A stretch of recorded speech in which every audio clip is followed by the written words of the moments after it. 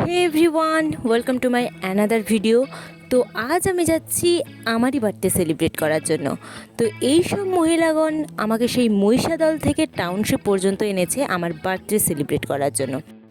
যাই হোক, তো আমরা এখানে এসে প্রথমেই খুঁজছিলাম একটা প্লেস সেলিব্রেশন করার জন্য। তো ফাইনালি আমরা একটা প্লেস পেয়ে গেলাম।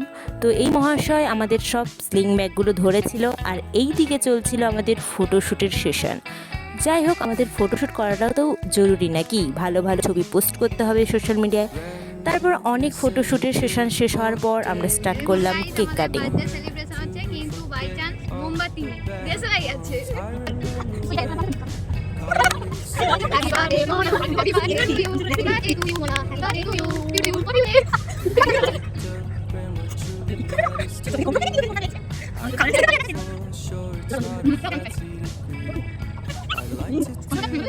তো কেক কাটিংয়ের পর এখানে আমি পেলাম বার্থডে গিফট।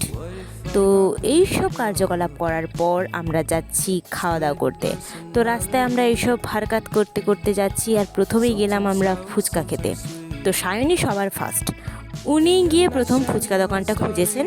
যাই হোক, ফুচকা খাওয়ার পর আমরা গেলাম মেন কোর্স খাওয়ার জন্য। তো আমরা বড়লোক সব ওয়ার্ক অ্যান্ড রোলে ঢুকলাম। তো আমরা অর্ডার করেছিলাম 2 প্লেট হাক্কা নুডলস, সঙ্গে একটা কি ডিশ ছিল, এই ডিশটার নাম আমি ভুলে গেছি।